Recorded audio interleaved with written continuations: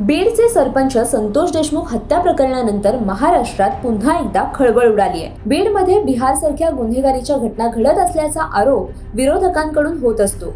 भाजपचे आमदार सुरेश धस यांनी बीडमधील अवैध धंदा आणि त्यातून वाढलेल्या गुन्हेगारीवर बोट ठेवलंय, तर दुसरीकडे सामाजिक कार्यकर्त्या अंजली दमानिया यांनी देखील बीडमधील शस्त्र परवाने मोठ्या संख्येने दिले जात असल्याचा आरोप केला होता।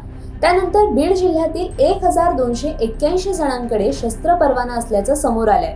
अंजली दमानिया यांनी हे प्रकरण समोर आणल्यानंतर बीड पोलिसांनी 100 जणांचा परवाना रद्द केला होता। धक्कादायक म्हणजे 250 जणांवर गुन्हा दाखल असताना देखील ही मंडळी बंदुका घेऊन फिरत असल्याचं आढळून आलं।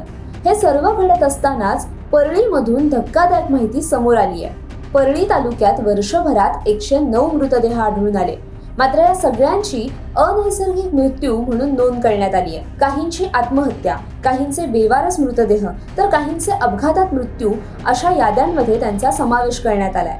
मात्र पोलिसांच्या माहितीनुसार परळीत वर्षभरात अवघे 5 खून झालेत, त्यामुळे परळी तालुक्यात इतके मृतदेह आढळून येणं हे धक्कादायक आहे। मागील वर्षभरात परळी ग्रामीण पोलीस ठाण्याच्या हद्दीत एकूण 66 मृतदेह आढळून आले होते।